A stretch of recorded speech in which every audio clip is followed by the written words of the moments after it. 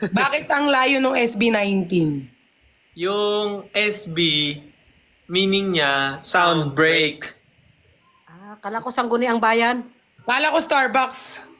Kasi gusto namin i-break yung Silence! i-break yung sound. music scene Yung dito. sound Parang namin. Gusto namin yung sound namin breakthrough. mag-break dito sa music.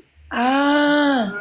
Galing. Kaya Yung pala 19. Ginawa Yung gawa 19? yung 19, Yung 19 kasi, meron siyang original meaning before. Galing kasi kami sa ibang company before.